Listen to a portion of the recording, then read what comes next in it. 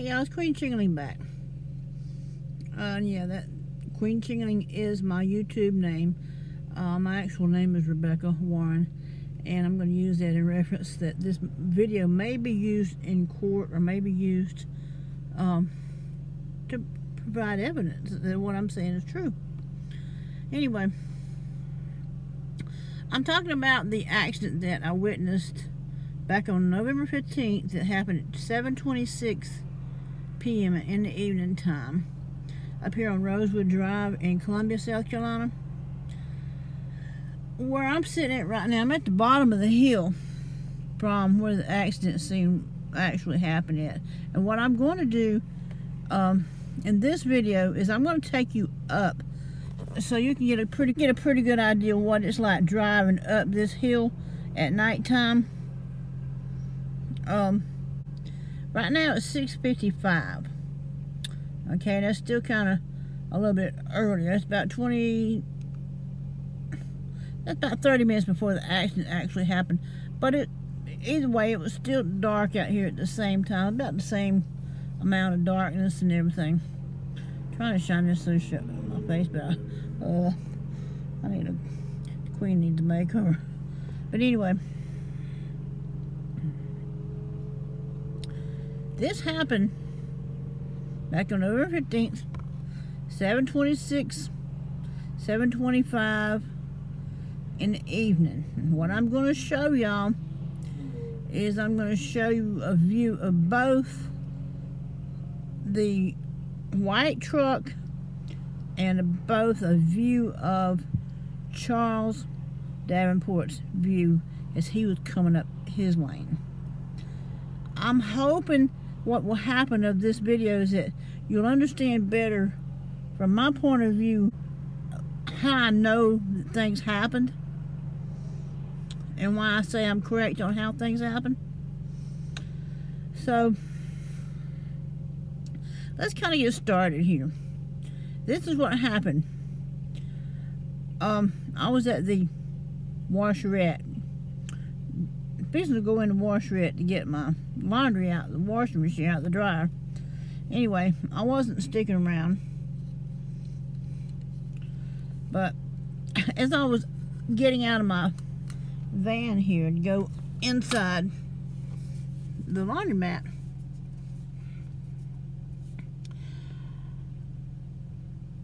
I noticed a big screech, tires screaming. Oh God, something's fixing to happen. All of a sudden I hear a thud, and all of a sudden I hear a big crash. And from my point of view where I was at, two trucks came up to the top of the hill, and one of the trucks was a white truck. It was older, I want to say maybe late 80s to maybe 92, 93 Dodge Ram truck is what it was, white. I know I saw an orange pinstripe down the side of that thing. What I witnessed was, Charles' truck had run into the side of that white truck and kind of knocked it off balance. The white truck came up to the top of the hill as Charles' truck was coming up the top of the hill. The white truck almost lost complete control and veered off to the left side of the road. Whereas Charles, at the same time, was coming up the hill, and he had already struck the moped and had the moped lodged halfway to the back portion of his truck. I know that white truck was the one that actually hit David Newell. The reason I say that, had Charles actually hit David, David would have been nothing more than road pizza. There would have been a bloody mess up on that hill like nothing anybody would want to see. If you'd ever seen a deer that had been hit by an 18-wheeler, that's what David Newell would have looked like. As it stands, they were able to bring David's body back to life and bring a little bit of life back into him, but you know, he did pass away at 2:30 in the afternoon the next day. At least his mother and his sister and his girlfriend got to say goodbye to him. If Charles had hit David, honestly, they would have not been going to the hospital, to his hospital room or to ICU. They would have been going to the morgue. Because had Charles hit David like they're accusing him, they would have been nothing but a pile of bloody meat. Charles was going that fast. That's exactly what would have happened to David. I don't know these boys, okay? I don't know either one of them. I've never spoke with them. I have nothing to do with either one of them. I don't know Charles, and I did not know David while he was alive. But like I said, had Charles actually been the one to hit David, he was going so fast, you would have had nothing left but a bag of bloody meat. That's all. That's it. You know? There would have been nothing left of David. You would not have been going to the ICU to speak with David or say your goodbyes to him. You would have been going to the morgue. That's it. And identifying parts and pieces. Because that's how fast Charles Davenport was going. He was going really, really, really fast. That white truck is what hit David Newell while he was on the back of that moped. Because it all makes sense. If Charles had hit David, there would have been nothing left of him.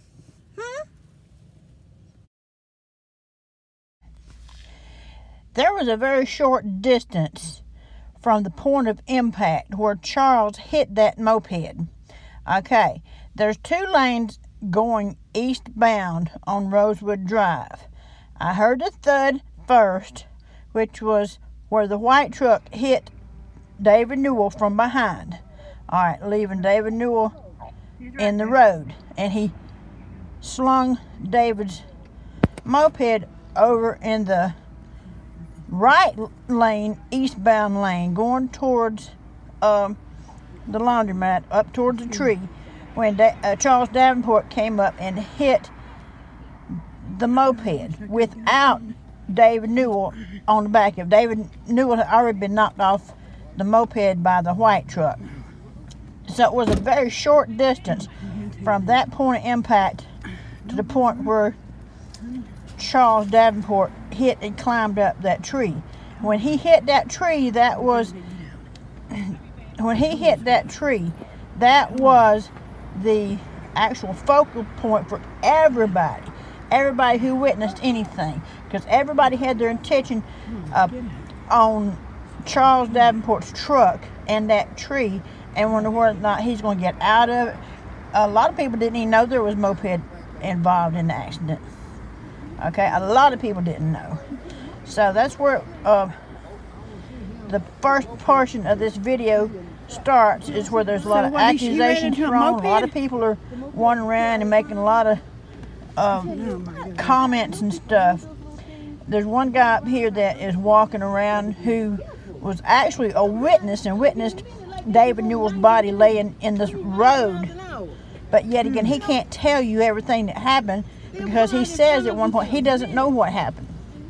And also, what he did say was he did see the white truck that I'm talking about. And I will show proof of that. Okay? Both of them. Now look, here he comes. Now he's all dazzled and dazed. He just doesn't know what he's going. He just like rattling off at the mouth to anybody and everybody that'll listen. And you'll hear him here in just a second. He's over here. Yeah, that guy's about to find out that he killed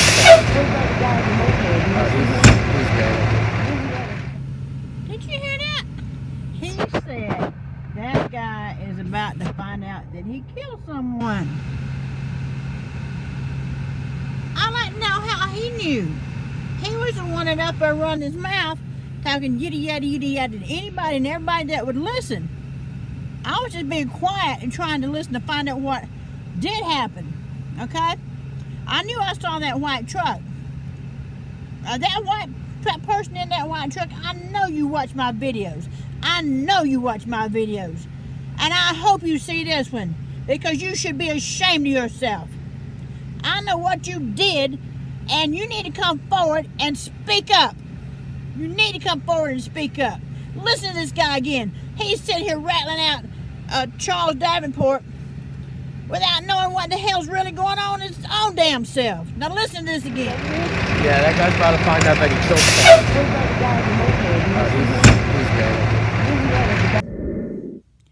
And again, did you hear him say that? He says, oh yeah, and he's dead. Oh, wait a minute. Where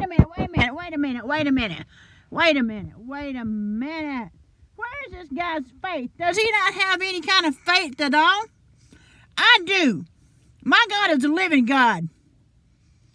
I believe in God, and I believe in miracles. I was sitting back there praying hard for both those boys. I was praying for David Newell as well as Charles Davenport. And I prayed hard, and I'm going to tell you something right here, right now. My God gave his answer, and he brought David Newell back for as long as he wanted him to be here. David Newell came back, I guess in the back of that ambulance, but he lived till 2:30 the next afternoon. He was here long enough for his family to come down from Maryland or wherever they had to come from for them to come and say goodbye. Now, prayer does answer. Prayer does. Oh.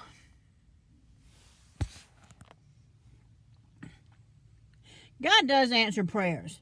He answered that prayer for me that night. I was praying for David Newell and both for Charles. He answered the prayer for me that he let Charles escape that truck without that truck catching on fire and burn him to death. And he also answered that prayer for me.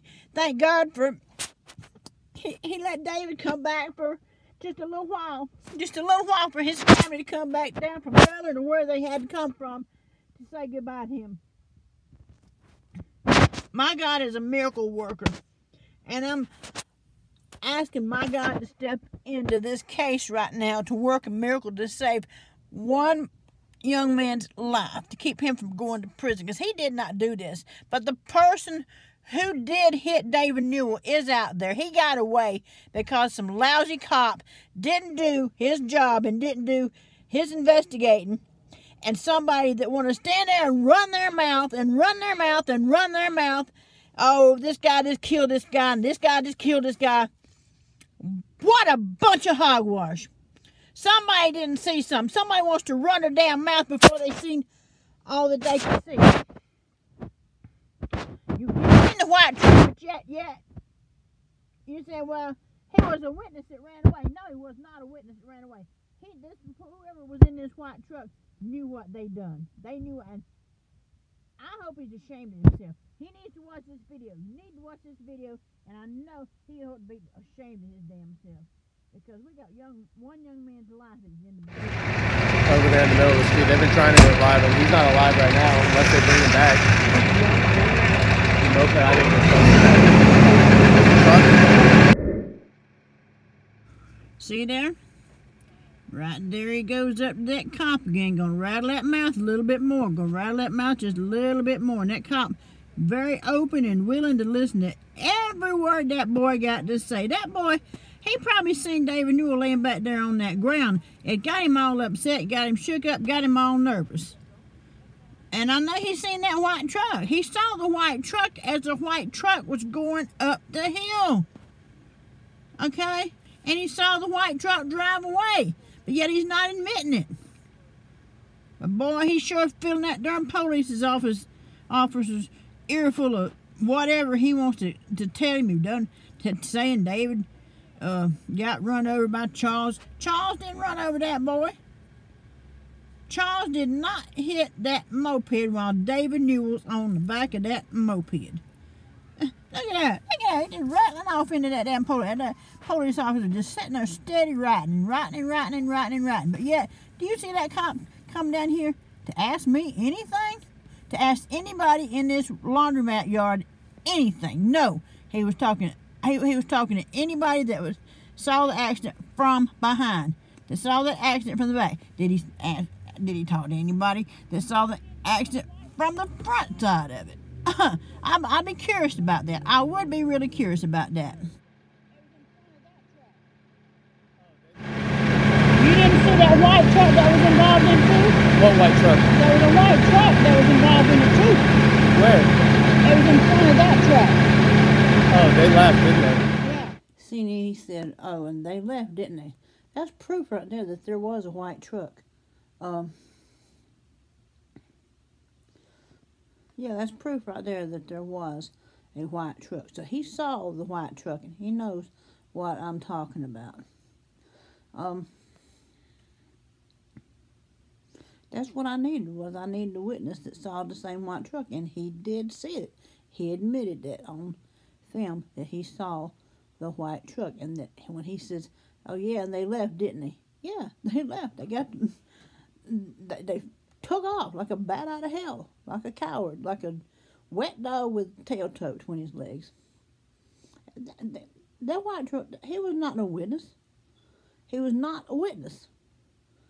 That truck, the driver of that truck had done something really, really bad. And we all know now what it was. You didn't see that white truck that was involved in it too? What white truck? There was a white truck that was involved in it too. Where? It was in front of that truck. Oh, they left, didn't they? Because they were going really fast. Yeah. Yeah. I don't know that, but I know the white truck had something to do with it. They left. Now, what you're actually seeing here in this section of the video, up here is the lights. You see the red fire truck light back there, or ambulance light, whatever that is. That's them giving aid to David Newell in the back there. And this light up here is the light from behind where they had actually put lights on the situation back there. Okay. The smoke is coming from Charles Davenport's truck up here. This is after he had wrapped around and flipped around this tree. So, what I'm hoping you'll see is actually how all this came about. There's a lot of people out here, like I said, are throwing accusations.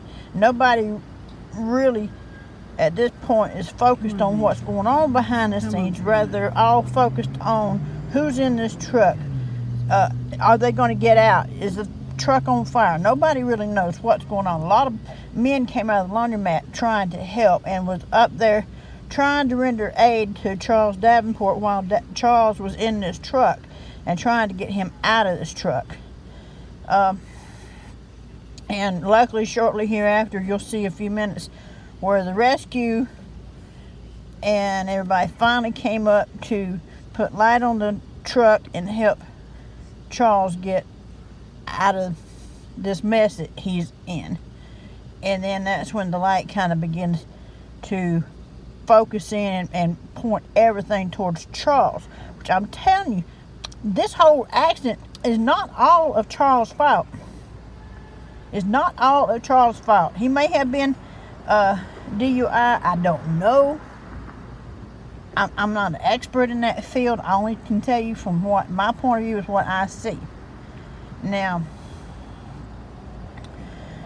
here shortly you'll see a young man who did witness things from behind, but he's so devastated. What happened with him was he saw David Newell's body laying up there in that road, and he commented, he said, I think he's dead. And it's possible. It's possible. I can't say it wasn't possible that David wasn't dead, because I was praying very hard.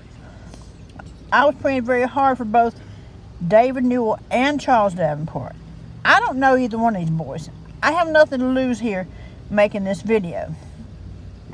So, I'm just trying to prove a point of how this incident, whole incident happened, and shed a little light on things for everybody.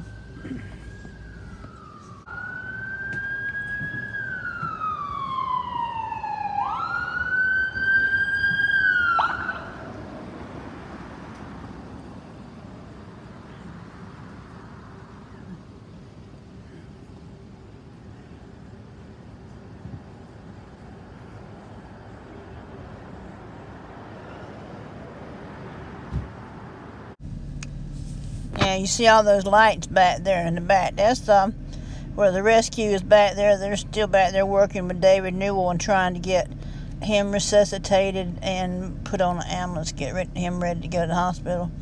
I was up here praying and praying and praying for both these boys as hard as I could.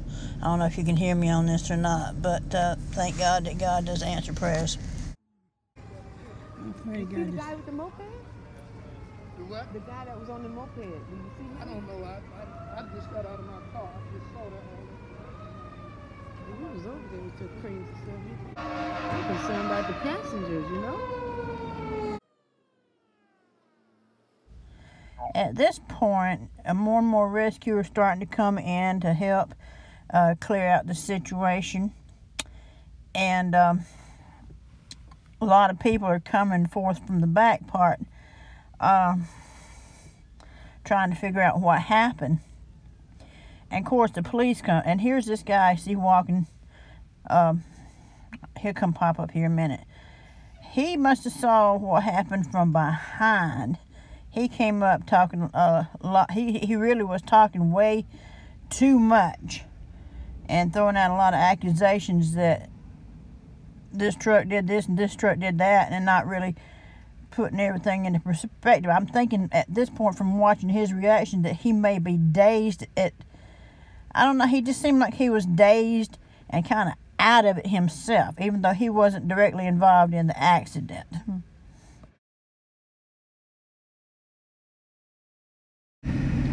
A lot of these men, like this one in the brown right here, the guy up here holding this flashlight, a lot of them in the plain clothes are men that were actually in the laundromat at the time. They were inside the building at the time and didn't actually see any of the wreck, but they came out of the laundromat to help assist, help get people out of this truck, because nobody knew how many people were in there.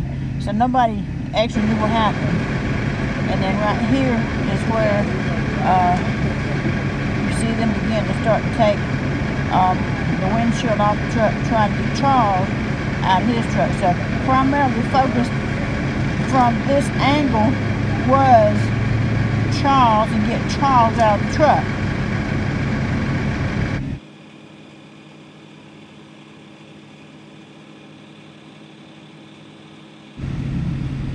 So right here I see a lot of cops and stuff wandering around, and I thought at this point somebody was going to come down and talk to the people over here in the parking lot, but nobody, no police officers came down to the laundromat parking lot to ask any witnesses down here what they saw.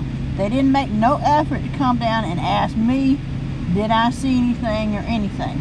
This young man right here standing here with the writing on the back of his shirt is the guy that I was talking about earlier. He was the witness from behind the accident. So he's up there, I mean, just rattling away and telling this police officer everything. And this police officer by himself is, I guess, is putting together what he feels like are the true facts. Neither this police officer nor any other police officer came down to the front portion of the accident to ask any witnesses, did they see this or did they see that. Nobody came down to the laundromat. Well, that's where we had all the light back here. This guy right here, he's, like I said, it's kind of out of, kind of wandering around, kind of lost in his mind a little bit. And I hope that I can kind of show that to you here shortly. But anyway, a lot of the other people up here that you see are just like people that were, like I said, inside the laundromat, that were witnesses to some degree, but they didn't actually see the wreck, and they didn't see what I saw. They didn't see the amount of the accident. They didn't see Charles' truck actually hit that tree and that portion.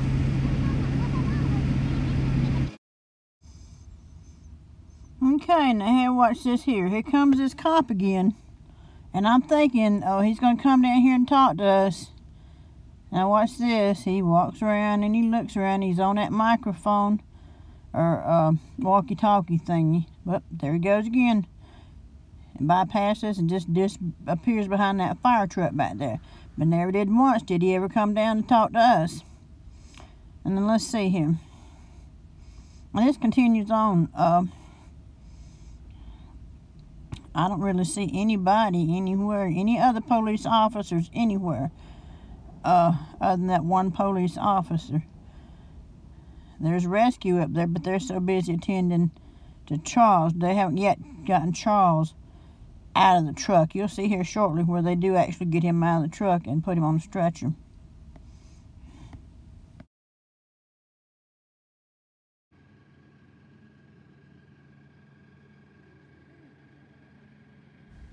So you see here, you see me walking. I finally get the opportunity. I'm going to walk up this hill and see what I can see from this point of view. I kind of got tired of standing down there at that, and I really didn't realize I could go up there if anybody would allow anybody up that way. I mean, I'm not that much of a nosy person anyway, but I'm standing here and observing them as they take Charles out of this truck. There comes Charles now. They've finally got him on the stretcher and put him on the other stretcher to be put in the back of the ambulance. And from this point, I can't tell anything about Charles. I can't tell whether he's been drinking or what. He's almost completely out of it. And I'm pretty sure you would be too if your head had been wrapped around a tree. And down here at the bottom, if you notice, right down here at the bottom, well, there they go putting him in the back of the ambulance now.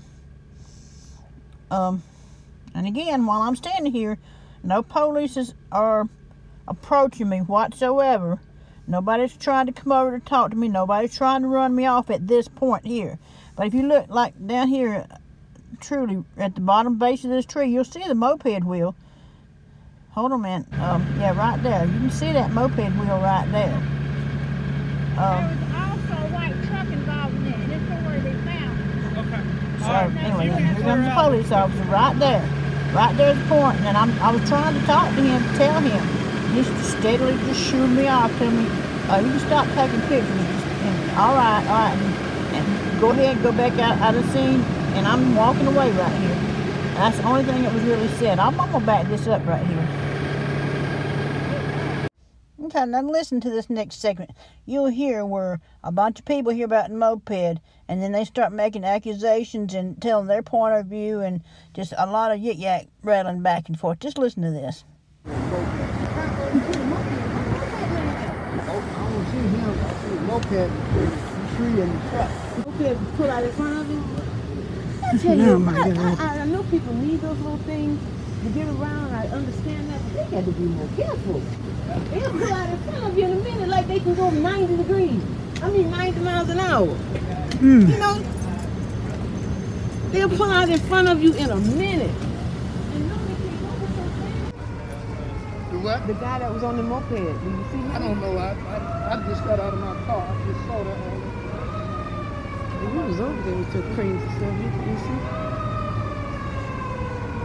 I'm concerned about the passengers, you know? It's a jaws of life job there, wouldn't you think?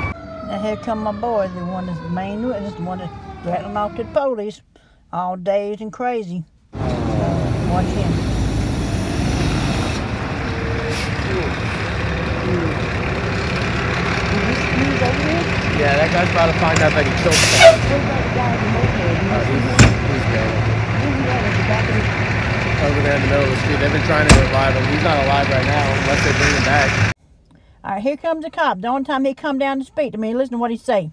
Can you stop with the picture?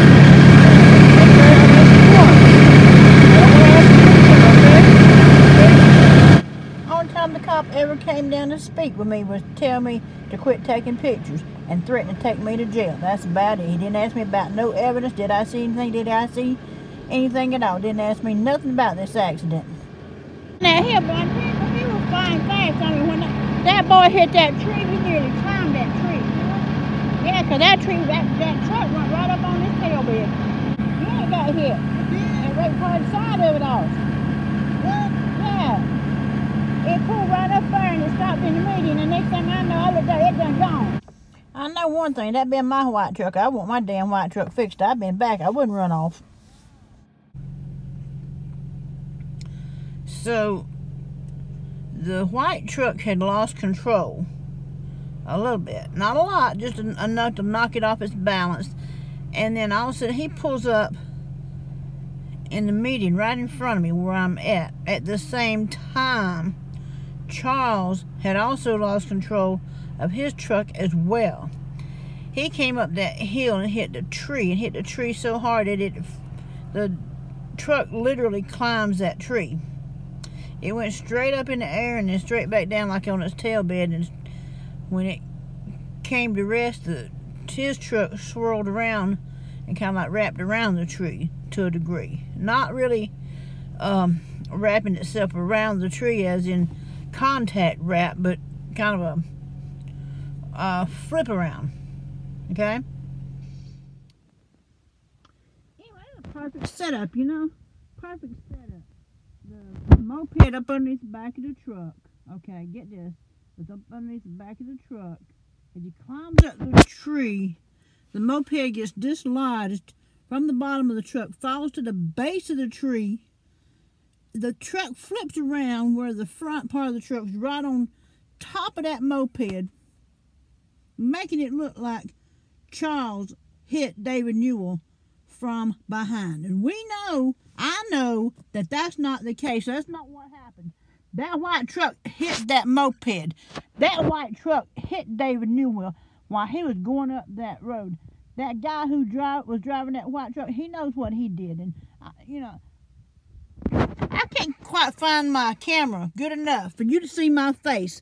But whoever you are, if you're watching me, whoever was driving that truck, if you're watching my video, you know who you are. Just like I said before, you know exactly who you are. You should be ashamed of yourself. Your ass just got away with murder. Your ass just got away with murder because these goddamn lazy cops out here won't get off their butt to do any kind of investigation to find out what happened. I know what happened. I know you murdered somebody. You ran into the back of them. The poor boy had a 49cc moped, barely able to get up a damn hill fast enough, and you flying 90 miles an hour, and for whatever reason you weren't even looking where you were going, hit that damn moped right in the back, knocked the moped over in the other lane. Charles come up there, hit the darn moped. Now makes it look like he's a guilty party, and he's not. Whoever you are that's in that white truck, you need to come forward. You seriously need to come forward and tell your side of the story. I'll be watching for you. I'm going to watch every damn truck that matches the description of what I saw. And, eventually, something's going to come out of this. I know it will. I know it will, because I'm praying to my God He'll put His hands in this, and He will help me to get this story straight, and He'll help me to set things straight. Charles Davenport did not run in the back of David Newell while he was on the back of that moped. There is no way on this earth. That's really all I got to say about it. But it was a perfect setup because the whole flip around with the truck, when the truck flipped around, the front end of it came down on top of that moped, made it look just like it did. And I know that he didn't. Cowardly piece of shit in that white truck just makes me so damn mad. What can I say? So anyway, I'm sitting here looking at, I took my eyes off the white truck just for a second, and now I'm sitting here looking at Charles. I'm praying to God that his truck doesn't catch on fire. Then what happened was, I looked back a split second and the white truck was gone. But it was just weird, and it was there was a bad vibe. I got off of that white truck when it first topped that hill. I got a really bad vibe, like that person knew that they had just done something really stupid and really bad. Because of that, they split. That white truck took off out there like a bat out of hell. I went in here and I grabbed my phone, and everybody's hollering dial 911, and kids are screaming over here on the side porch and everything. Oh, Daddy, look at this, what happened with these people doing them. Oh my gosh. It was just a nervous wreck. The whole thing was just a nervous wreck. And nobody really knew exactly what had happened. I know what I saw, okay? I know I saw that white truck had topped the top of the hill, and it's just the way that he maneuvered his truck and pulled into the median to turn and look to see back at the result, and then split like he did. I mean, God dog, he was just gone. Bam! Like he didn't care. He didn't care to stick around to talk to nobody, to see if anybody got hurt, to see anything. And the police didn't want to tell me, oh, that he was a witness and that many witnesses leave. No. Charles hit the side of this truck. If it were me and Charles had hit my truck, by God, I'd want my truck fixed. I'd be back there hollering and screaming, "You're going to fix my truck," or blah, blah, blah, blah, blah. You know, that's just me. Instead, this truck just hauled ass. What I'm going to do is I'm going to show you exactly what happened, okay? Exactly what happened. And we're going to go at a point of view of both the white truck, which was the actual white truck, that it was the one who actually hit David Newell, not Charles Davenport. No, not Charles Davenport. Charles hit that moped. Charles hit that moped because that moped was slung over into the lane in front of him. Now, according to the police reports and what I read in the paper, they're saying that Charles had a blood alcohol level that was pretty high and that he was drunk. I don't know. I don't know Charles. I don't know Charles Davenport. I've never talked to him. I don't have nothing to lose by posting this. I have nothing to gain, okay? Other than the fact that I know that Charles did not kill David Newell. Charles did not kill David Newell, and he did not make contact with that moped while David Newell was on that moped. He made contact with the moped when it was slung over into his lane, is what happened. So I'm going to show you what happened from the bottom of the hill to the top of the hill, so that you can understand where I'm coming from, and so that you can understand what happened, okay? This the police aren't doing. Hey, this is Queen Chingling. I'm doing this because people need to know what really happened. Everybody's throwing out speculations and everything. What happened, this happened, that happened. And a lot of stuff is getting said, nothing's getting done. And Charles, honestly, is looking at 10 to 25 years in prison if he's convicted of this. This thing going to go to trial. And that's all it is to it. If he's convicted of what they say happened, or they get an idea that he may have been the one that actually hit, they're swearing up now, saying that Charles hit the back of that moped. No, he did not. No, he did not. I want to make myself clear. No, Charles did not hit the back of that moped while David Newell was on that moped. That white truck that topped that hill was the one that hit David Newell. Okay? You know who you are. I am Rebecca Lee Warren. I am Queen Chingling on YouTube, okay? I saw you. Whoever you are that was driving that white truck, I saw you. God knows what you did. You know what you did. And you need to stand up like somebody, a human being, instead of run off like some damn coward. That's exactly what you did. You ran off like a damn coward. Now a young man is facing 10 to 25 years in prison for something that he didn't do. Now the DUI part, I can't do anything about it. The police have blood tests and all that bunch of stuff that they do at the hospital. I can't do anything about that. But I can sit here and say honestly that Charles Davenport did not hit David Newell while David Newell was on the back of that moped. Okay? So I'm going to show you a point of view. We're going to go over this thing real quick as to how this happened. It's 7:06 now on my clock up here. And it was about this dark that night. Let me flip this over, and we're going to look at the traffic as the traffic is going up this street. I'm at the bottom of the hill on Rosewood Drive, okay? Now, let's get one thing straight. Charles and the driver of that white truck were speeding, okay? Charles was going pretty fast. I want to say excess of 50 miles an hour. But I'm no expert, you know. I'm Queen Jingling. I'm an expert when it comes to numbers and doing what I do. And but I'm also a grandmother of a grandson. I'd hate to see him ever in this kind of predicament. And pray to God, if he was, that somebody would stand up for him. And I also have 3 daughters.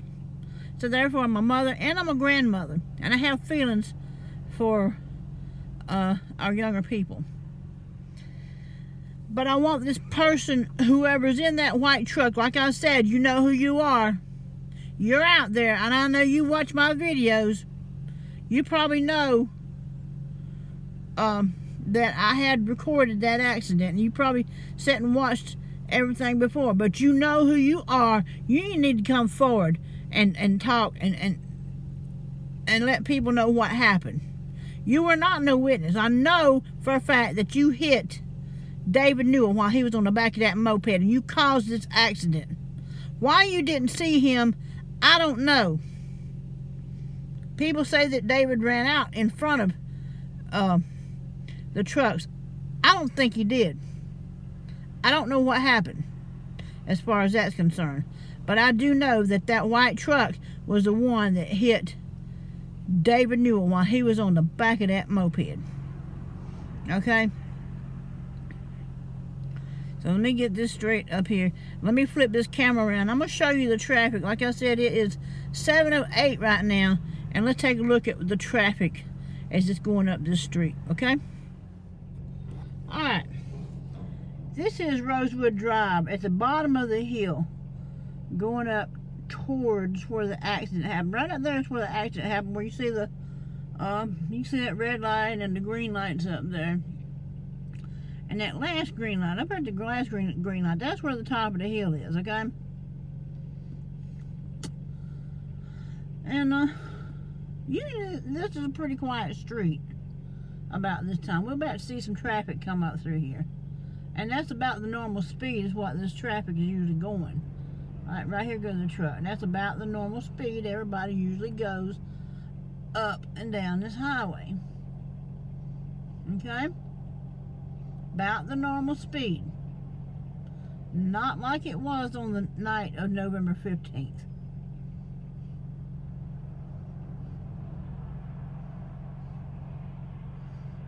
That's people going up the top of the hill. Okay? So let's you and I drive up there and let's see what's going on up here. Okay? We're gonna drive up there.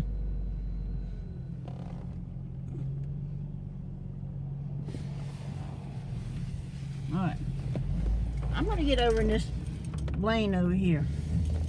This is the left lane going up, okay? And I'm going relatively slow because I want to get this. Alright, right up here is what they call the store is, right there is the Rosewood car wash. Okay? We're going up the hill. I guess this is the Sunnyside store that we're about to approach. Sunset Point, that's what it is, Sunset Point. So, David Newell had to pull out right there, and he was in this lane. Okay, so going up this lane in a white truck, probably didn't see him, but I figured David was hit about right in here. Okay, right in there. Alright. And then what happened was when both vehicles approached, the white truck goes off just like this right here and over that way, went over that lane and came back to about right here and stopped. Okay, which is right dead in front of me. Then he turns around and he looks back to see Charles and see what had happened behind him. Then he just sped off. I can't speed off because I got this truck in front of me. But now, let's go back, okay? Let's go back. Don't see any outside camera. Well, yeah, I do. There's an outside camera right up there at the top of that, right up there at the top of that building. That could have showed what all happened, okay? That could have showed what all happened. Maybe, if I had seen it. But I don't think no police pulled no cameras. We're not going to go fast like Charles was going, but we're going to go fast enough so that you can see what I know happened. Charles was traveling this right lane, okay? Alright, and like I said, he was going at a high rate of speed. So if he's flying up through here, David was hitting that other lane. The moped had to have been about right here. And boom, all of a sudden, it's stuck. And Charles drags that all the way to this tree right here. Okay? That's a short distance to be dragging that moped. But that's what happened.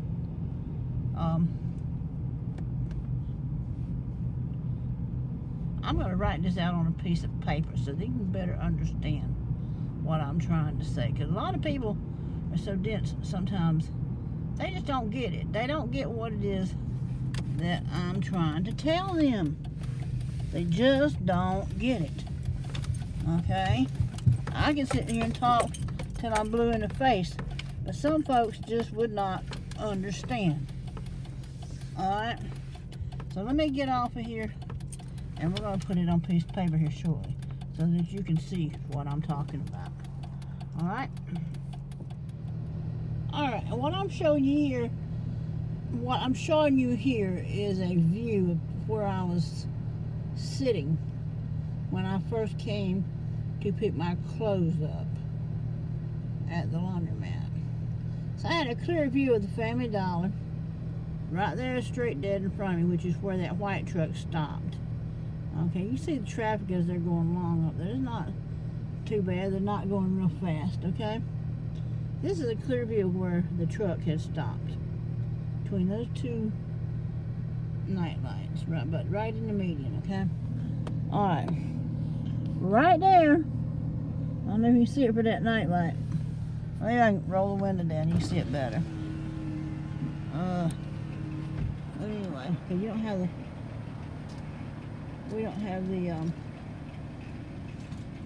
luxury of the fire truck lights tonight. But right up there on the other side of that phone pole is that oak tree that he hit.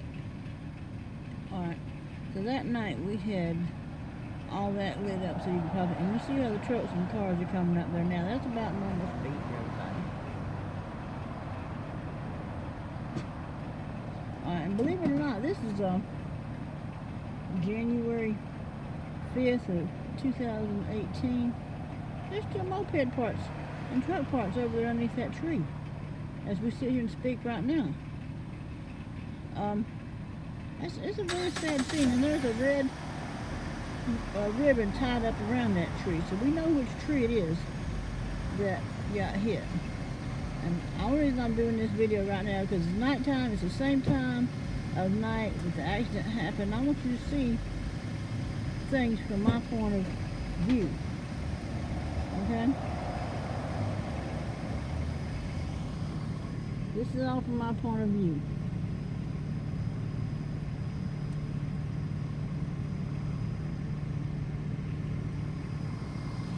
They said, well, there's no way that she could have seen what she's seen. I've seen enough, trust me, I've seen enough to know what I know. And I sit here and seen that white truck pulled right there dead in front of me where I'm at. And just like some coward, turn around and look back at the mess that had been made. And then take off. Just gone. Gone. Didn't answer for nobody. Didn't give a damn who got hurt. Didn't care what happened. Nothing. Just split, licky split, gone. Okay? Like I said, whoever you are that drive that white truck, you know who you are. I saw you. I'm not giving up. Okay? I saw you, and I hope that you'll have the conscience enough to turn yourself in eventually. You got a young man's life hanging out here on the limb. Yeah. You have got a young man out here whose life is literally hanging on the limb. You took one life, now you're trying to take a second one. That's exactly what's happening. You took one, and if that wasn't good enough, you're going to turn around and take another one. So, let's see, I want to see how many people will understand what I'm trying to tell them and what's going on. Charles Davenport did not hit that moped while David Newell was on that moped. Okay? No way.